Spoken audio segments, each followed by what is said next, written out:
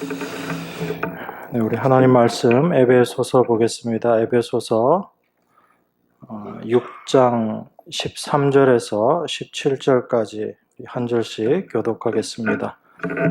신약성경 317페이지입니다. 에베소서 6장 13절에서 17절입니다. 그러므로 하나님의 전신갑주를 취하라. 이는 악한 날에 너희가 능히 대적하고 모든 일을 행한 후에 서기 위함이라.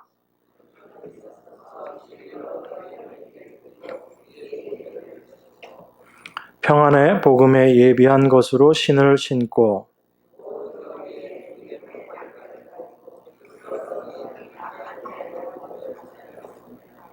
같이 읽겠습니다. 구원의 투구와 성령의 검, 곧 하나님의 말씀을 가지라. 아멘.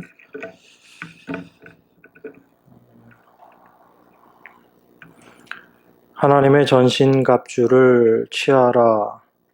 이는 악한 날에 너희가 능히 대적하고 모든 일을 행한 후에 서기 위함이라. 이렇게 이야기합니다.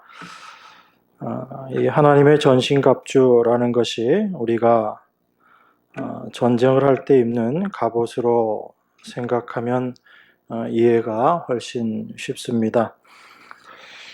그런데 중요한 것은 이것이 하나님의 전신갑주라는 겁니다.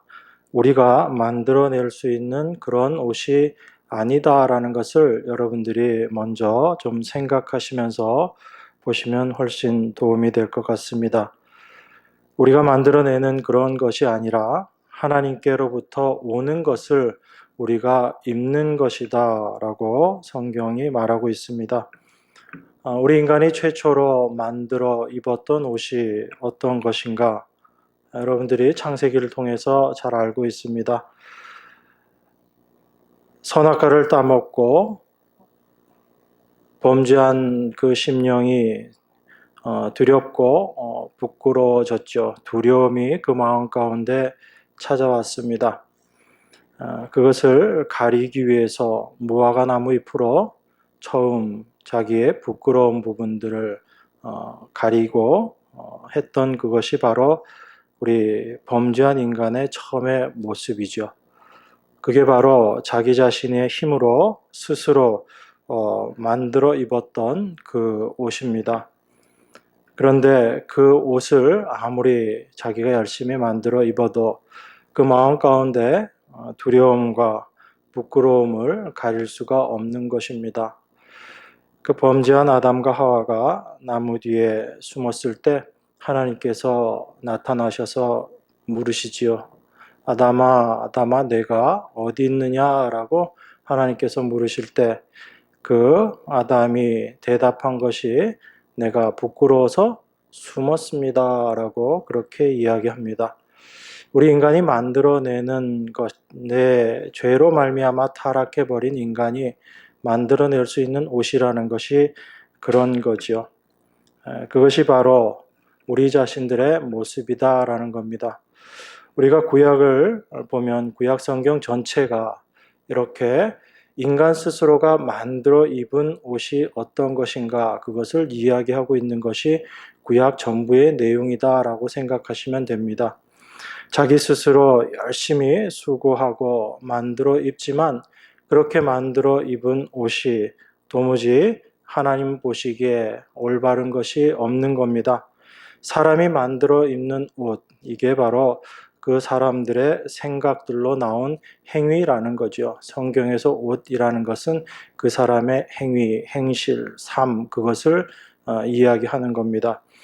그런데 왜 사람들이 나름 열심을 살면서 최선을 다하고 윤리도덕적으로 아름다운 일들도 많이 하는 것 같은데 그 모든 것들, 그 인간이 만들어내는 그 모든 것들이 하나님 보시기에 악하다라는 것입니다. 왜 그런가 하면 바로 우리 사람의 생각들이 어려서부터 날 때부터 악하기 때문에 그렇습니다. 그 악한 생각 속에서 만들어내는 그 모든 것들이 악할 수밖에 없기 때문에 우리가 어떤 옷을 만들어낸다 할지라도 그것은 하나님 앞에 떳떳이 가지고 나갈 수 없는 옷들인 거죠.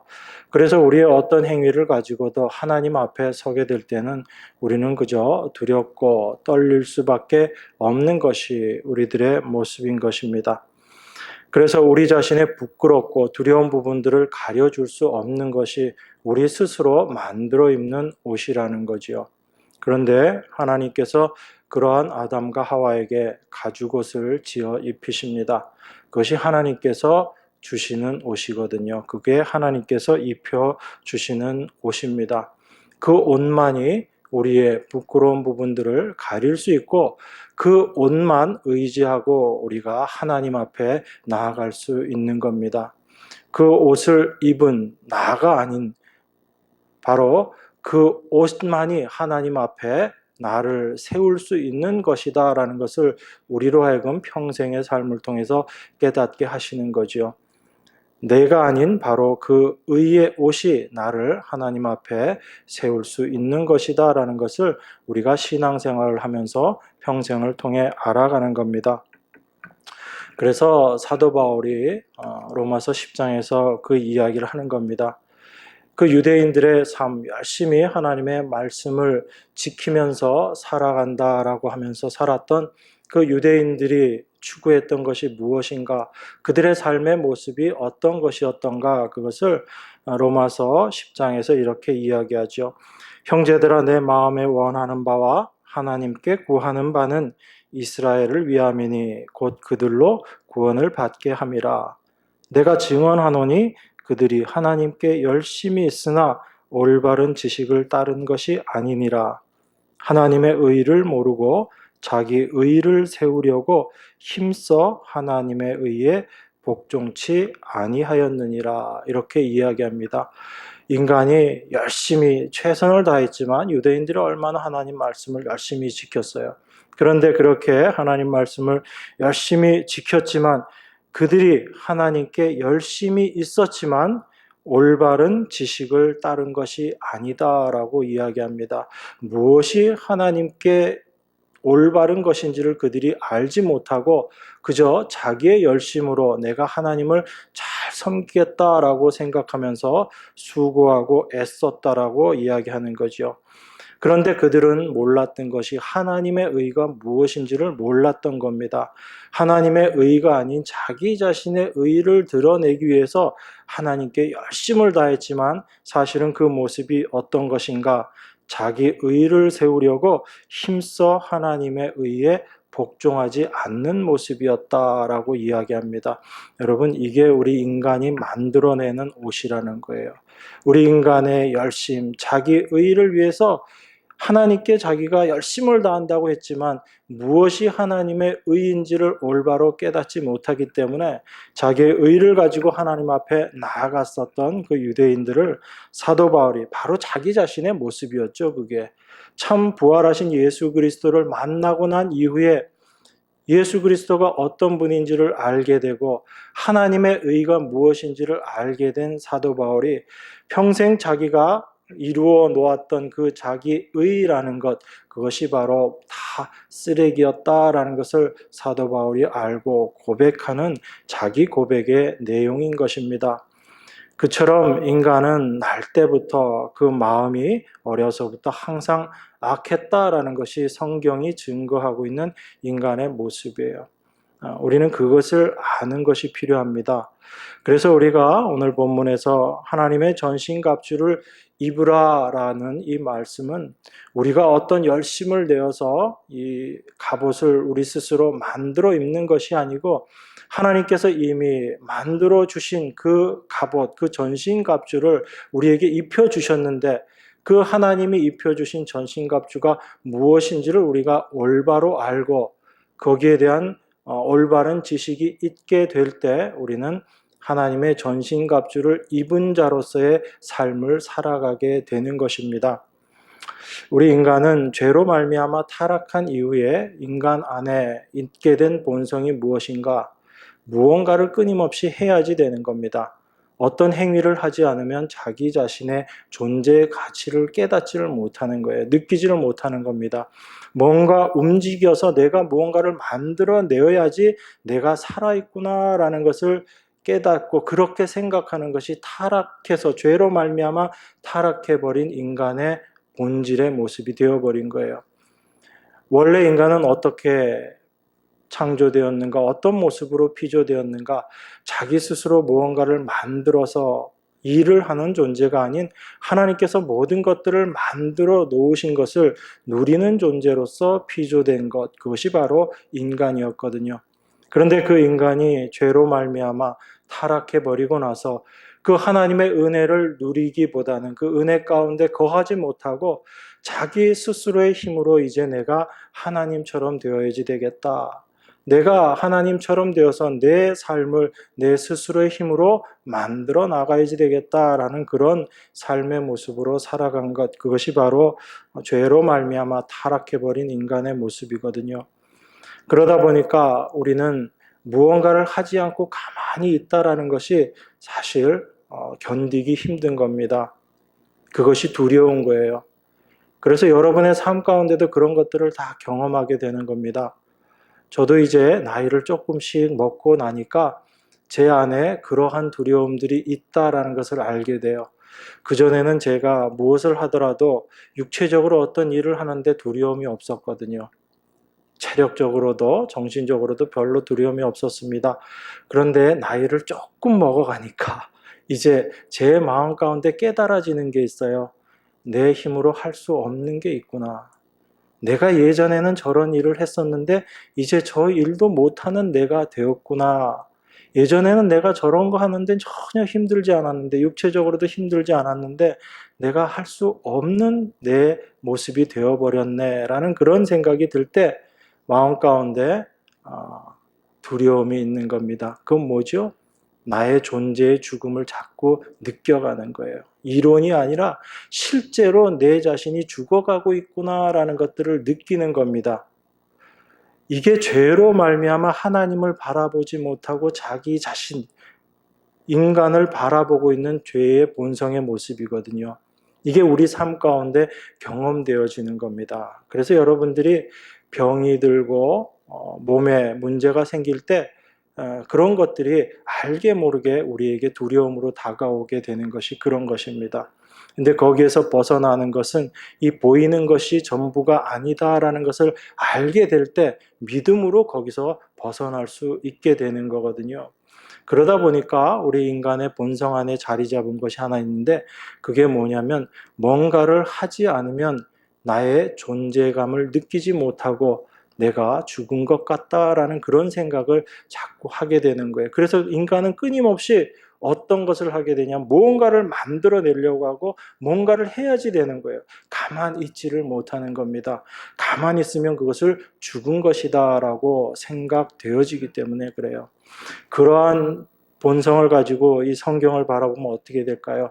하나님께서 모든 것들을 다 이루어 놓으셨다고 말씀하시고 그것을 누리라고 말씀하시는데 우리는 이 말씀을 보면서도 끊임없이 하나님 어떻게 우리가 그것을 그냥 누릴 수 있습니까? 우리가 뭔가 해야지요 라는 그런 마음이 우리 가운데 있는 거예요. 그래서 하나님의 말씀을 우리에게 은혜로 주신 그 말씀을 우리는 다 뭐로 받아 가져버리냐면 율법으로 받아 가져버리는 거예요.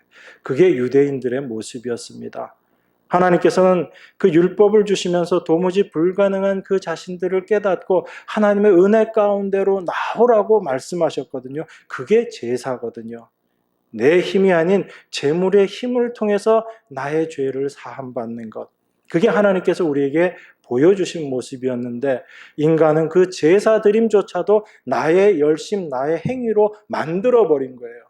하나님께서 주신 그 선한 것들을 나의 악함을 드러내는 도구로 써버린 것이 타락한 인간의 모습입니다. 그러니까 아무리 하나님의 말씀이 이렇게 있다 할지라도 참 하나님의 은혜로 그 성령으로 우리가 이 하나님의 말씀을 올바로 깨닫지 못하면 이것은 여전히 나에게는 율법이 될 수밖에 없는 거예요. 그게 바로 우리 안에 있는 그 죄의 본성 때문에 그렇습니다. 그런데 하나님께서는 우리에게 마귀의 괴계를 능히 대적하기 위하여 하나님의 전신갑주를 입으라 라고 말씀하시고, 하나님의 전신갑주를 취함으로 이 악한 날에 너희가 능히 대적하고 모든 일을 행한 후에 서기 위함이다 라고 이야기합니다. 하나님께서 우리를 위해서 준비해 놓으신 것, 이게 바로 하나님의 전신갑주라는 이야기예요. 여러분들이 만들어 입어야지 되는 전신갑주가 아니고 하나님께서 이미 완성해 놓으시고 그것을 우리에게 입혀 주셨어요. 그러면 우리가 이 전신갑주를 입는다라는 것은 하나님께서 우리에게 입혀주신 그 전신갑주가 무엇인지를 올바로 알고, 그것이 하나님께서 나에게 이미 다 이루어 주셨구나라는 것을 내가 믿고 그 삶을 살아가는 것, 그게 바로 전신갑주를 입는 것이다라는 이야기예요. 여러분들이 별도의 여러분 스스로의 전신갑주를 만들어내는 것이 아니다라는 겁니다. 그래서 이게 하나님의 전신갑주예요. 여러분의 전신갑주가 아니고 하나님의 전신갑주를 입으라라고 이야기합니다. 그래서 이 전신갑주를 입고 악한 날에 우리에게 대적하는 그 마귀를 대적하기 위해서 하나님께서 이 전신갑주를 주신 것인데, 14절에 보니까 제일 처음에 이렇게 이야기합니다. 그런즉 서서 진리로 너희 허리띠를 띠고 의의 흉배를 붙이고. 먼저 제일 처음 하나님의 전신갑주를 취하는데 제일 처음 어떤 것을 하나님께서 말씀하시고 있냐면 진리로 너희 허리띠를 띠라라고 그렇게 이야기합니다. 여러분, 허리띠를 띈다라는 건 어떤 거죠? 허리를 동인다, 그런 의미죠, 그죠? 이렇게 우리가 어떤 일을 올바로 하기 위해서 복장을 똑바로 잘 갖추는 것, 그런 거를 이야기합니다. 허리띠를 안 하고 있으면 어때요, 여러분? 지금 있는 허리띠 이렇게 다 풀으시면 이렇게 마음대로 걸어 다니시기도 좀 불편하시겠죠, 그죠?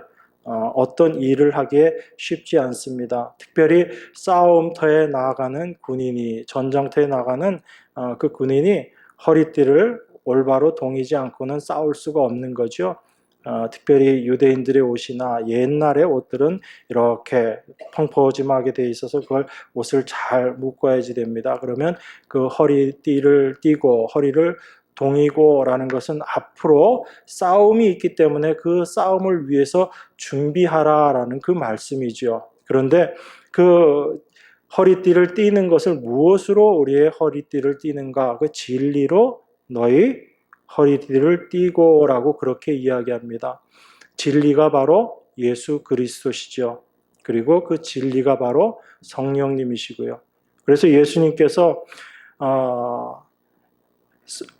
요한복음 1장 14절에 보면 예수님을 말씀하면서 이렇게 이야기하죠. 예수님은 은혜와 진리가 충만하신 분이다라고 그렇게 이야기합니다. 그리고 성경에서 또 진리를 이야기하는 것이 하나님의 말씀이죠. 예수님께서 진리로 그들을 거룩하게 하옵소서, 아버지의 말씀은 진리니이다, 이렇게 이야기합니다. 바로 하나님의 말씀이 진리거든요. 그러니까 우리가 진리로 허리띠를 띈다라는 얘기는 하나님의 말씀, 예수 그리스도가 어떤 분인지, 그리고 성령님이 어떤 분인지를 우리가 분명히 알고 그 하나님과 예수님과 성령님께서 이루어 놓으신 일이 무엇인지를 우리가 올바로 아는 것, 이게 바로 진리로 우리의 허리띠를 띠는 것이다라는 것을 우리가 알 수 있습니다. 그러면 이 허리띠를 띠고 우리가 어떤 일을 하게 되는가, 그것을 우리 말씀 몇 군데를 찾아보면서 생각해 보겠습니다. 여러분, 출애굽기 말씀 한번 보겠습니다. 제일 처음에 보면 이 허리에 띠를 띠고라는 이 말씀이 어디 나오냐면 출애굽기 12장에 보시면 출애굽기 12장 11절, 잘 아시는 말씀이죠. 같이 한번 읽겠습니다. 구약 성경, 제가 가진 성경으로는 98페이지입니다. 출애굽기 12장 11절 같이 봉독합니다. 너희는 그것을 이렇게 먹을지니 허리에 띠를 띠고 발에 신을 신고 손에 지팡이를 잡고 급히 먹으라. 이것이 여호와의 유월절이니라. 자, 여호와의 유월절 때 어떤 모습으로 그 유월절을 지키게 되는가 하면 어린 양을 잡습니다. 그 어린 양을 잡아서 날로나 삶아서 먹지 않고 그걸 다 구워서 먹죠. 그런데 그것을 먹을 때 어떻게 먹어야지 되는가?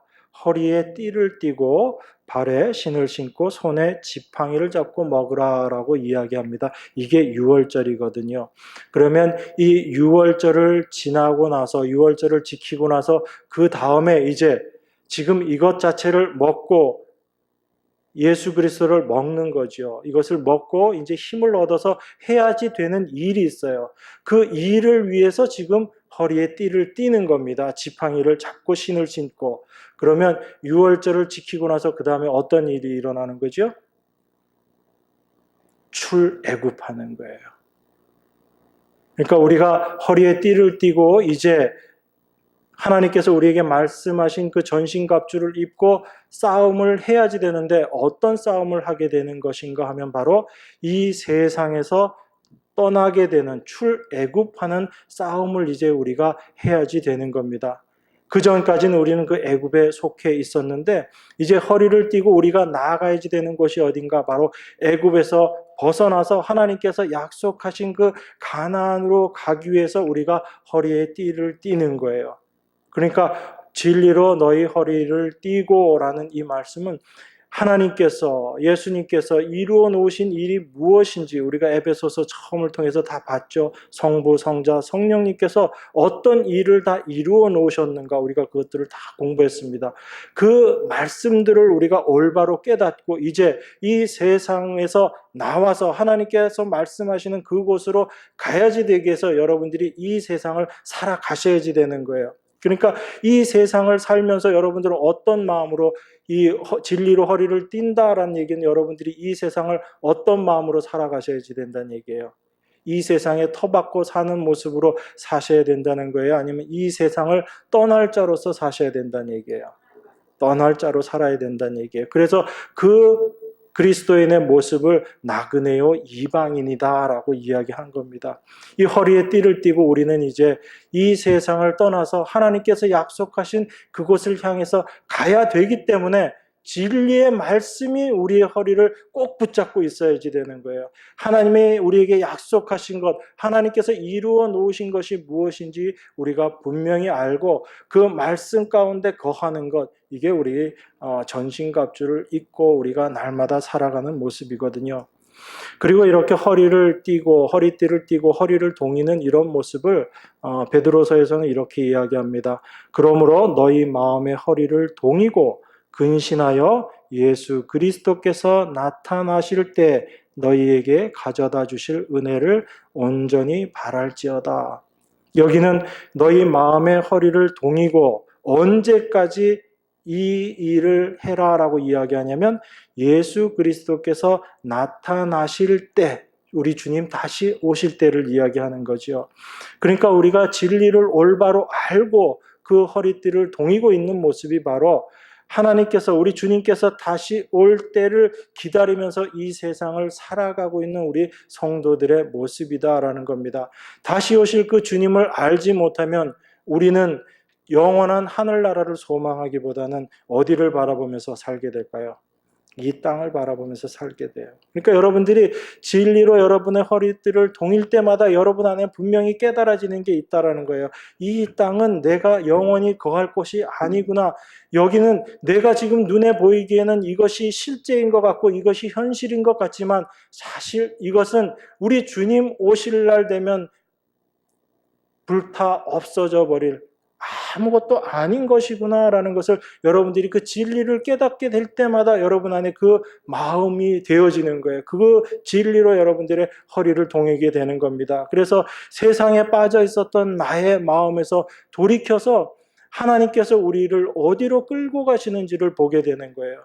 그 믿음의 길을 걸어갔던 사람들을 히브리서 11장에서 그 믿음의 길을 걸어갔던 사람들을 다 얘기해 놓고 있는 겁니다. 특별히 아브라함과 이삭과 야곱을 얘기하면서 뭐라고 얘기해요? 그들이 하나님이 말씀하시던 그 약속의 땅 가나안에 거하였지만 그 사람들이 어디에서 살았다고 그래요? 어디에 거했다고 그래요? 장막에 거했다라고 얘기합니다. 육신적으로는 하나님이 말씀하셨던 그 가나안 땅에 있었지만 그들은 그 가나안 땅에 있으면서 뭘 믿음으로 바라보고 있었다는 얘기예요?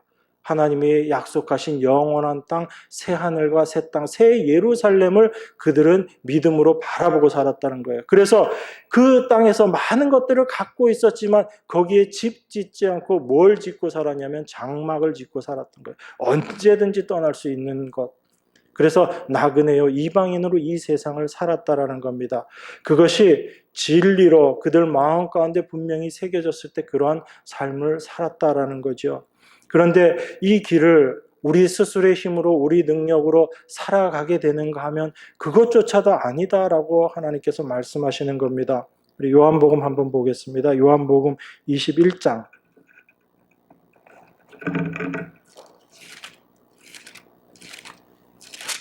요한복음 21장 18절입니다.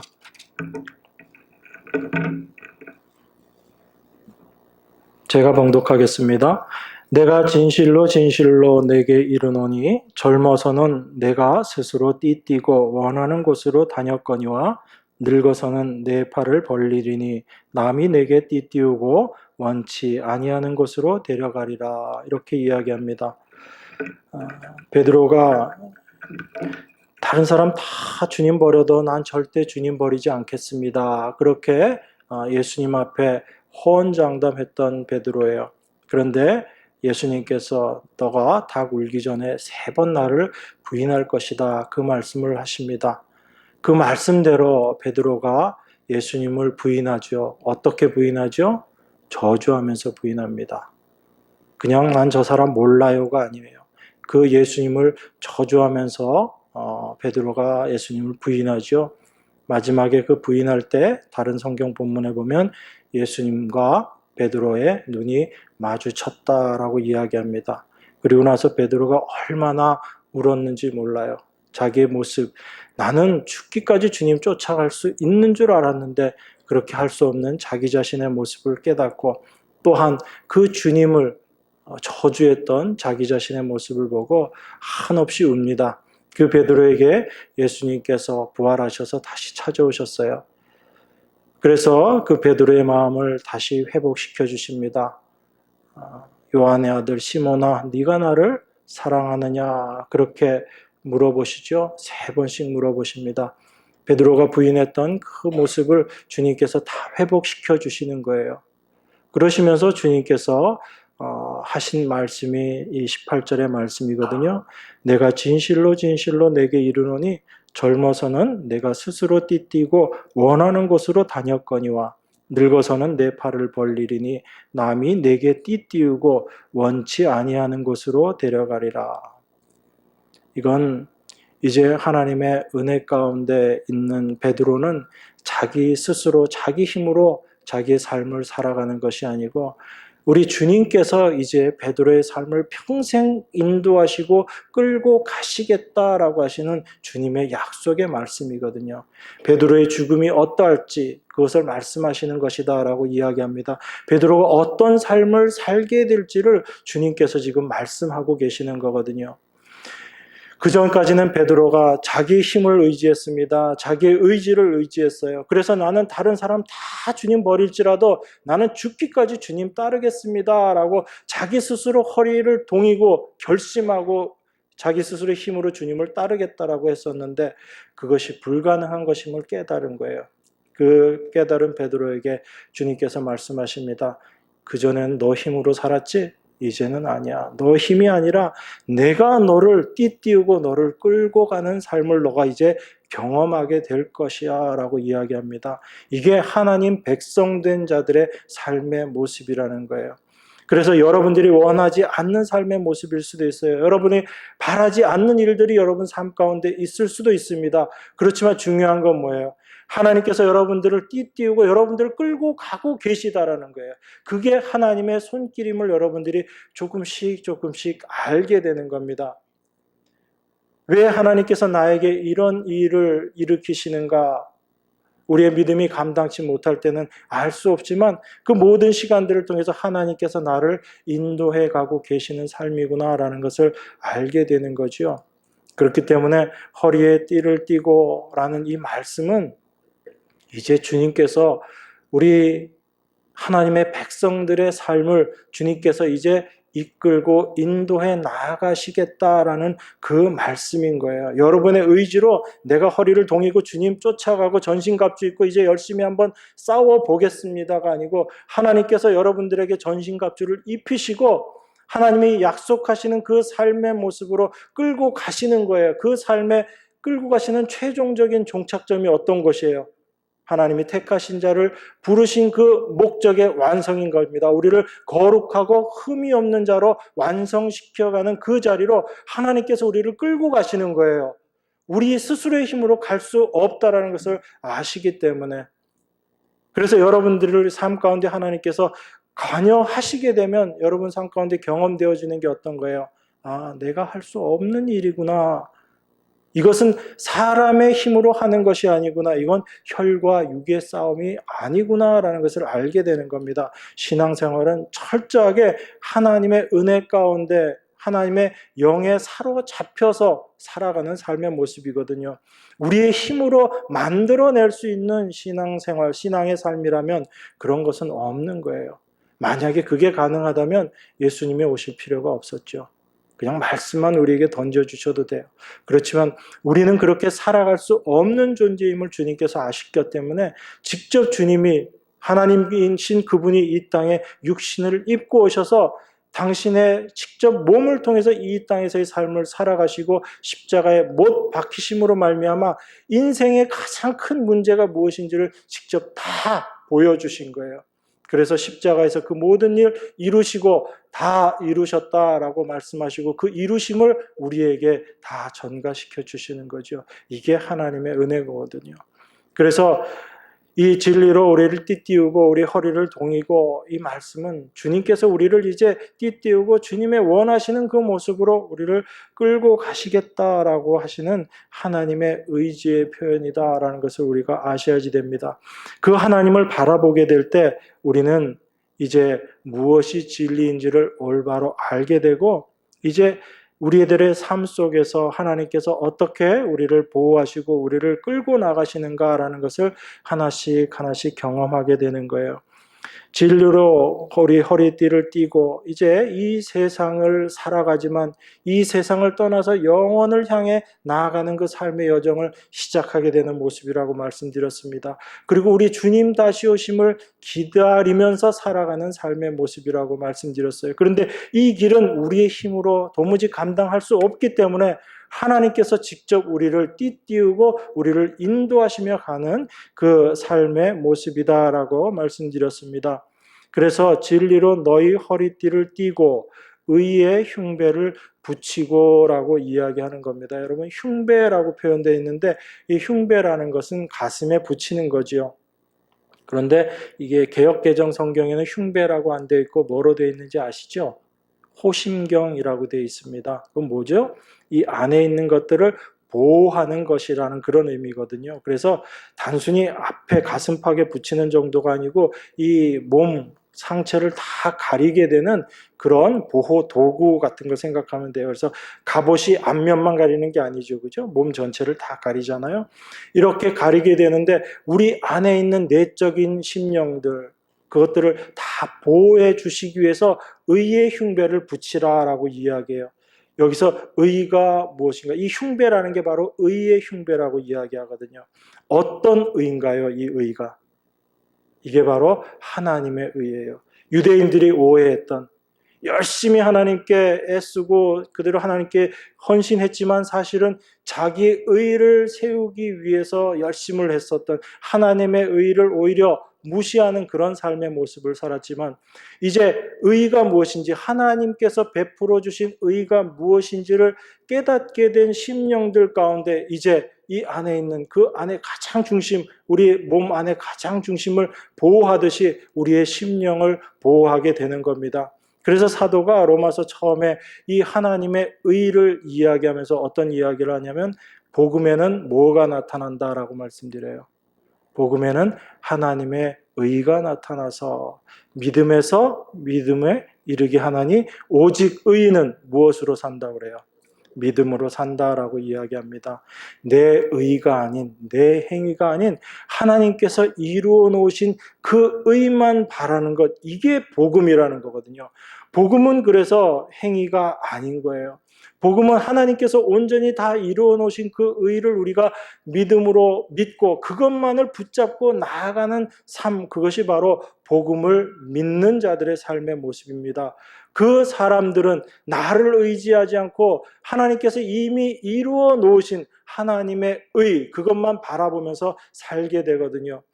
내가 나의 의를 의지하게 될 때는 이 나의 의는 언제든지 무너질 수 있고요. 그로 말미암아 나의 심령이 늘 상처를 받게 되죠. 그렇지만 하나님의 의를 의지하게 될 때, 그 하나님의 의를 우리가 믿음으로 바라보게 될 때 우리 마음 가운데 참된 평안을 우리가 경험하게 되는 거거든요. 그래서 의의 흉배를 붙이고라고 그렇게 이야기하는 겁니다. 그 다음에 그 의의 흉배를 붙이고 나서 무엇으로 신을 신으라고 얘기하냐면 평안의 복음에 예비한 것으로 신을 신고라고 이야기합니다. 그 하나님께서 이루어 놓으신 의가 무엇인지를 온전히 깨달은 자들은, 내 의가 아닌 하나님의 의를 의지하는 자들은 이제 그 마음 가운데 평안이 찾아오는 거예요. 여러분, 밖에 이렇게 다닐 때 신발 안 신고 맨발로 다니면 어떻게 돼요? 뭐 뻔한 거 물어보냐? 그런 표정으로 절 보시는데, 길바닥에 뭐 거친 거 있고 뾰족한 거 있고 그러면 발을 다 다치는 거죠. 그런데 그런 것들이 바닥에 있더라도 내가 제대로 된 신을 신고 다니면 편안해요, 안 편안해요? 몸이 편안할 뿐 아니라 마음이 평안해져요. 그래서 복음이 무엇인지를 알고 하나님의 의가 무엇인지를 아는 사람은요, 이 세상을 살아가는 데 있어서 두려움이 없는 거예요. 왜냐하면 내 의를 가지고 나의 열심으로 살아가야지 될 때는 모든 것들이 두렵고 불편하고 힘든 것들이죠. 내가 실수하면 어떡하나? 내가 혹시 잘못하면 어떻게 하나? 그래서 인간의 마음속에는 늘 실패에 대한 두려움이 있다라고 말씀드렸잖아요, 제가. 그 실패에 대한 두려움 때문에 뭔가를 계속 해야지 되는 것이 인간의 모습이고, 그렇기 때문에 그 마음에 평안이 없는 거예요. 그런데 하나님께서 이루어 놓으신 의, 이미 완성하신 의, 그리고 내 삶 가운데 하나님께서 그것을 반드시 완성하실 것이다라는 그 믿음이 내 안에 있을 때, 그 의의 흉배를 내가 붙이고 있을 때 내 삶 가운데서는 이제 어디를 가든지 평안함이 있는 거예요. 두렵지가 않은 겁니다. 사망의 음침한 골짜기를 지날지라도 내가 해를 두려워하지 않으면 주의 지팡이와 막대기가 나를 안위하심이니이다. 이 말씀의 의미가 내 안에서 깨달아지고 그것이 고백되어지기 때문에 그래요. 그 하나님을 의지하고 그 하나님만을 붙잡고 나아가는 그 삶을, 하나님께 잡힌 바 되어서 삶을 살아가는 그 사람들 마음 가운데 온전한 평안이 있는 거죠. 그래서 평안의 복음에 예비한 것으로 신을 신고라고 이야기하는 겁니다. 그 다음에 우리가 어떤 모습으로 나아가요? 16절에 보니까 모든 것 위에 믿음의 방패를 가지고 이로써 능히 악한 자의 모든 화전을 소멸하고, 이렇게 얘기합니다.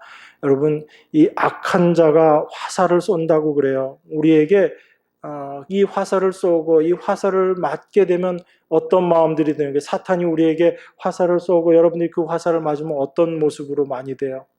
자책하게 돼요. 나는 왜 이럴까라는 그런 모습이 되고요. 여러분 마음 가운데 의심들이 생겨납니다. 그것이 사탄이 끊임없이 우리 마음 가운데 쏘아 놓는 화살이거든요. 사탄이 쏘는 그 화살, 이걸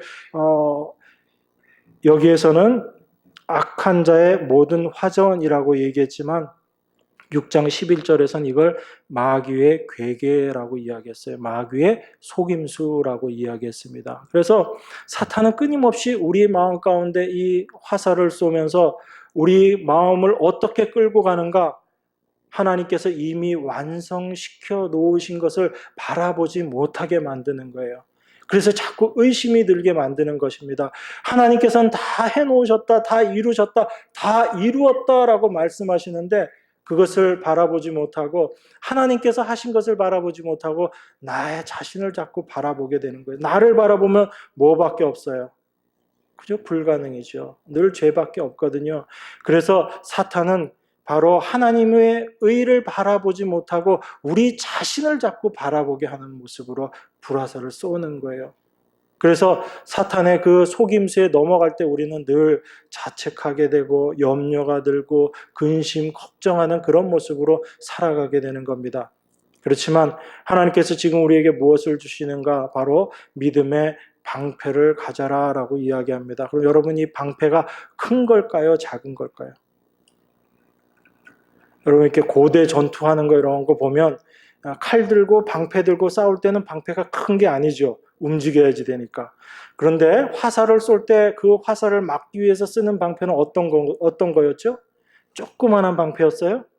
아니죠. 굉장히 큰 방패예요. 그래서 방패를 딱 세워놓고 화살이 날아오면 몸을 조금만 딱 숙이면 그 방패 안에 몸이 완전히 들어갈 수 있는 그런 방패거든요. 조그만 방패로 날아오는 거 이렇게 맞고 하는 게 아니고 그 방패 뒤에 숨기만 하면 전혀 화살에 맞지 않는 그 방패예요. 그게 바로 하나님께서 지금 우리에게 주신 믿음의 방패라는 겁니다. 그 믿음의 방패, 하나님께서 우리에게 믿음도 주신다고 말씀하셨잖아요. 우리에게 주신 그 믿음으로 말미암아 하나님께서 이루어 놓으신 것이 무엇인지를 우리가 깨닫게 될 때 그 방패 뒤에 숨어서 사탄의 어떤 속임수에도 우리가 넘어가지 않게 되는 거죠. 그게 믿음의 방패를 가지고 악한 자의 모든 화전을 소멸하고라고 이야기하는 겁니다. 하나님께서 우리를 그 자리로 이끌어 가시는 거예요. 하나님께서 이루어 놓으신 것이 무엇인지를 깨닫게 하시고 사탄의 그 어떤 속임수에도 넘어가지 않고 하나님의 방패 안에 거하실 수 있도록 우리를 인도하시는 겁니다.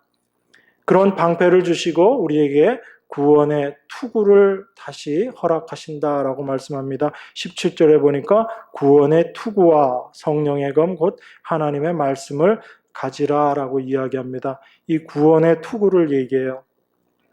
여러분, 투구는 어디에 쓰는 거죠? 머리에 쓰는 거죠. 그죠? 그러면 머리는 우리 몸에서 어떤 기능을 하는 게 머리죠? 싸울 때 막 들이받는 거, 박치기 하고, 그것보다는 이 머리가 하는 기능은 어떤 거예요? 생각하는 거죠. 그죠? 그래서 구원의 투구라고 이야기하는 겁니다. 우리의 구원이 무엇인지를 우리로 하여금 깨닫게 하시는 거예요. 우리가 어떻게 구원을 받았는지를 생각하게 하시는 겁니다. 우리 인간이 스스로 만들어내려고 하는 구원과 하나님께서 우리에게 주신 구원이 무엇인지를 올바로 생각하고 올바로 깨닫게 하셔서 우리의 머리를 보호해 주시는 거예요. 우리의 생각을 주장해 주시는 거예요. 사탄이 그 괴계 가운데 우리 인간 마음속에 불어 넣어준 한 가지가 어떤 거냐면 제가 아까 말씀드렸던 것하고 연결이 되는 거예요. 인간은 가만히 있는 걸 참지 못하는 거예요. 뭔가를 하지 않으면 나는 죽은 사람이다라고 스스로 생각하거든요. 그러면 그 구원에 대해서도 사탄은 우리 인간의 마음속에 무엇을 심어 넣어주냐면 구원을 어떻게 하나님 홀로 다 완성하시는가, 거기에 인간이 뭔가 보태야지 되는 것이지라고 그렇게 우리 마음 가운데 심어주는 거예요. 그래서 구원은 오직 하나님의 은혜로 다 이루어지는 것인데 그것이 아니고 그 하나님의 은혜를 우리가 올바로 받기 위해서는 우리가 뭔가를 해야지 되지 않는가라는 그런 마음을 심어주는 거예요. 또 나아가서 다른 모습으로는 우리가 하나님의 은혜를 받았으니까 은혜 받은 자로서 이런 모습으로 살아야 되지 않는가라고 해서 하나님이 우리에게 주신 구원의 완전한 것을 자꾸 무너뜨리는 거예요. 자꾸 깨트리는 겁니다. 그래서 중세 때 하나님의 진리의 말씀이 흐려지고 어두워진 그 중세의 암흑기 때 가장 많이 나왔던 이야기들이 어떤 것이냐면 바로 보속이라는 내용이에요. 그리고 인간의 행위라는 것이 가장 많이 나왔던 거예요. 그래서 그 중세의 암흑기를 지나면서 루터라는 사람이 하나님의 의 그러면 무엇이 먼저 생각나냐면 나를 심판하시는 하나님, 그게 늘 먼저 생각났던 거예요. 나를 위해서 모든 것을 완성시켜 놓으신 하나님의 의가 아니고 나를 심판하시는 하나님의 의라는 것이 먼저 생각났어요. 왜 그랬냐면 하나님의 의를 이야기하면서 여전히 인간의 행위를 많이 강조했었기 때문에 그래요. 그래서 중세 때 제일 많이 나중에 보면 종교개혁이 일어나기 전에 어떤 일까지 있었어요. 면죄부 같은 걸 막 팔죠. 그 면죄부가 어떤 거예요? 내가 이 땅을 살면서 지었던 죄를 속하기 위해서 그거 내가 돈 주고 사는 거예요. 그래서 면죄부를 내가 사면 내가 지었던 죄를 다 용서받는다라는 거예요. 그러니까 어떤 구원관이에요? 그 사람들이 갖고 있었던 구원관은 하나님께서 나의 모든 죄를 용서해 주시고 완성시키셨다가 아니고 하나님이 해 주신 부분이 있고 우리 인간이 해야지 되는 부분이 여전히 남아있다라는 생각을 사람들 마음 가운데 심어준 거죠. 그러면 인간이 뭔가를 해야지 되겠다라는 마음을 갖고 있으면 여러분 스스로가 한번 생각해 보십시오. 내가 생각하기에 내가 하나님 앞에서 올바르게 서 있을 만큼 나는 완벽하게 행동했다라고 여러분 마음 가운데 과연 그 생각을 가지면서 하나님 앞에 서 있을 사람이 있을까요? 없을까요? 아무도 없는 거예요. 철저하게 하나님 앞에 서면 심판밖에 생각나지 않는 겁니다. 그래서 하나님을 경외하는 그런 경외함, 두려움이 아니라 저 하나님은 나를 심판하시고 나는 심판받을 수밖에 없는 그런 모습이 자기 자신을 그렇게 느끼는 하나님 앞에서의 두려운 모습으로 서 있는 거예요. 하나님 앞에 감히 나아가지를 못하는. 그런데 하나님은 우리를 어떻게 용서하셨는가? 예수 그리스도를 통해서 우리의 모든 죄를 다 용서해 주신 거잖아요. 그 예수 그리스도께서 이루어 놓으신 일을 우리가 믿고 하나님 앞에 담대하게 나아갈 수 있는 거죠. 이게 하나님께서 우리에게 허락하신 모습이거든요. 그것이 우리의 구원이에요. 그 구원을 어떻게 하나님께서 이루어내시고 성도에게 그 구원의 투구를 어떻게 씌워주셨는가를 우리가 분명히 알게 될 때 우리들 삶 가운데 두려움이 없는 겁니다. 염려와 근심이 없어지는 거죠. 그 구원의 투구를 우리의 머리에 씌워주시는 거예요. 하나님께서 이루어 놓으신 구원이 무엇인지를 우리로 하여금 분명히 깨닫게 하시는 겁니다. 그것이 하나님께서 우리에게 씌워주시는 전신갑주예요. 그 전신갑주의 제일 마지막이 뭐로 되어 있죠? 17절에 보니까 성령의 검, 곧 하나님의 말씀을 가지라라고 이야기합니다. 이 성령의 검, 하나님의 말씀은 공격하는 데도 쓰이고 수비하는 데도 쓰이는 거예요. 방어하는 데도 쓰이는 겁니다. 그러니까 우리가 이 하나님의 말씀의 검, 그러니까 이거 막 휘둘러가지고 다른 사람들 막 공격하는 데 쓰라고 사실은 이 성령의 검을 주신 게 아니에요. 우리가 이 성령의 검을 올바로 사용하지 못하기 때문에 교회 안에서도 문제가 생겨요. 지금 에베소서는 어떤 거죠? 에베소서는 하나님의 교회가 어떻게 생겨났고 그 교회가 어떤 삶을 살게 될 것이다를 이야기하는 거예요. 그 마지막으로 그래서 10절에 종말로 너희가 주 안에서와 그 힘의 능력으로 강건하여지고 마귀의 괴계를 능히 대적하기 위하여 하나님의 전신갑주를 입으라라고 이야기하는 겁니다. 이 마지막으로 지금 사도가 이야기하는 거예요. 이 마지막이라는 의미는 이제 지금까지 이야기했던 걸 내가 최종적으로 다 정리해서 이야기하는 것이다. 그 말씀이거든요.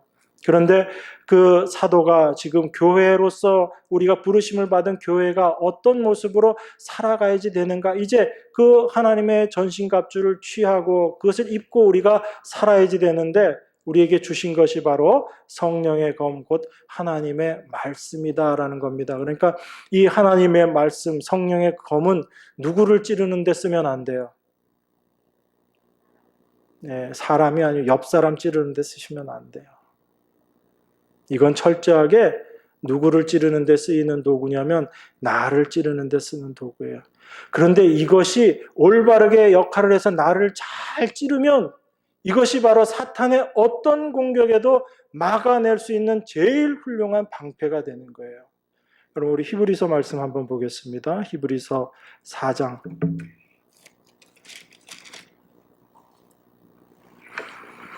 히브리서 4장 12절, 13절. 우리 같이 한 목소리로 읽겠습니다. 히브리서 4장 12절, 13절.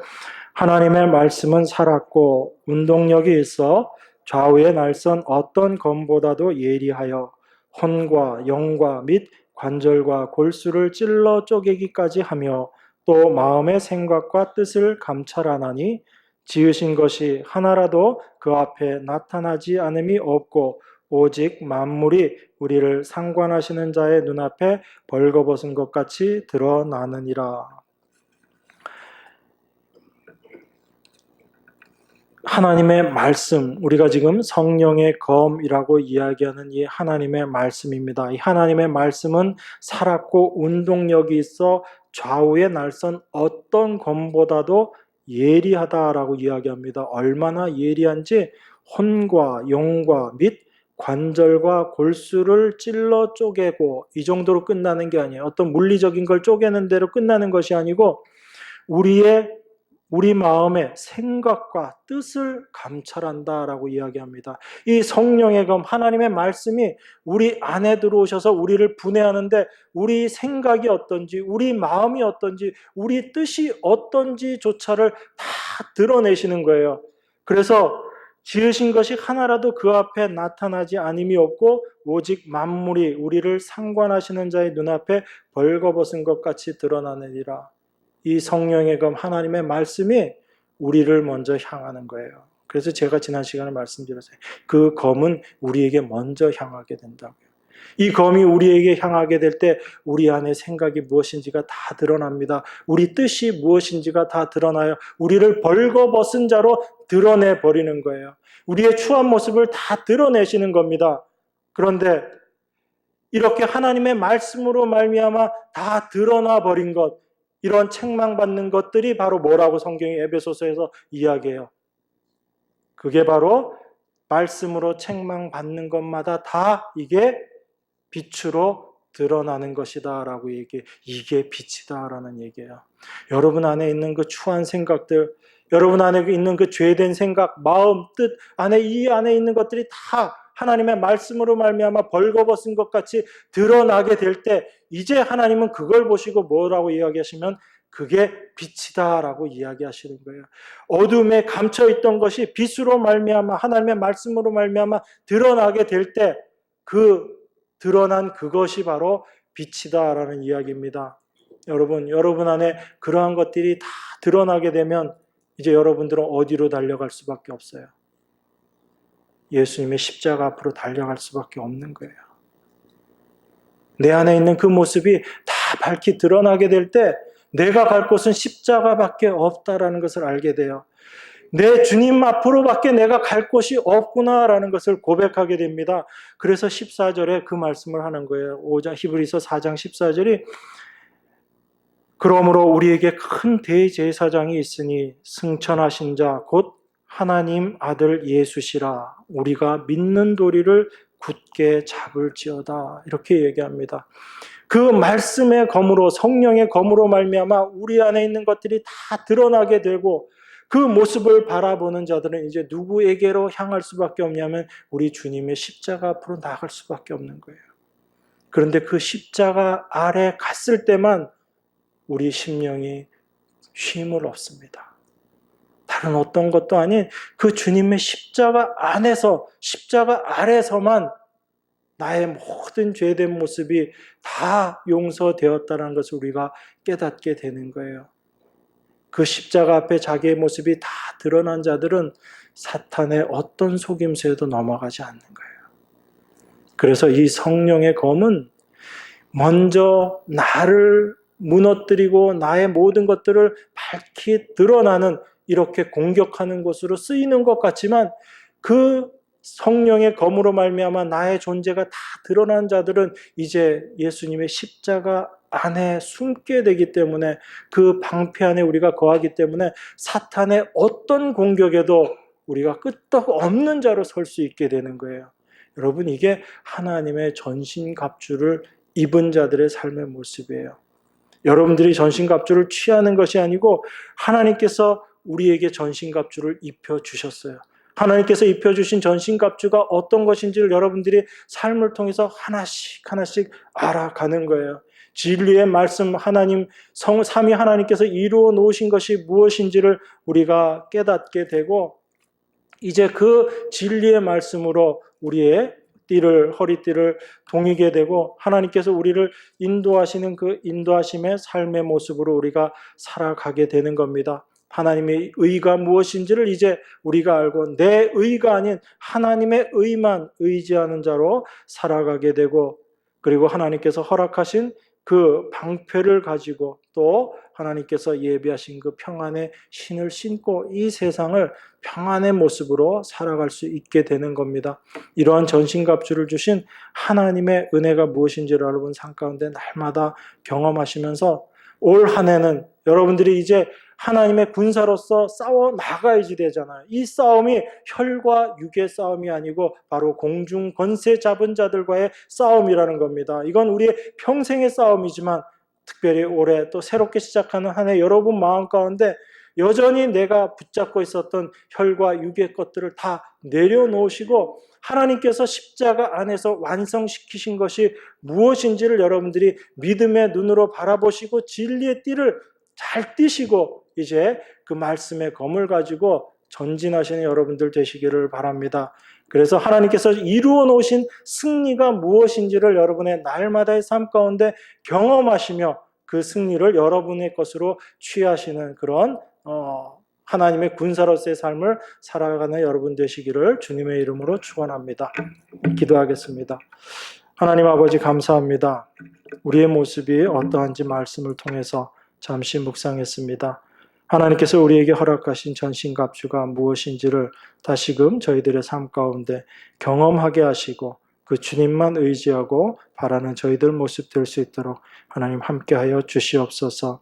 우리의 힘이 아닌 오직 주님께서 이미 이루어 놓으신 것을 우리의 믿음으로 바라보게 하시고 이 세상의 것들에 마음 두지 않고 주님께서 약속하신 그 말씀만 붙잡고 나아가는 믿음의 군사들 다 될 수 있도록 주님 은혜로 함께하여 주시옵소서.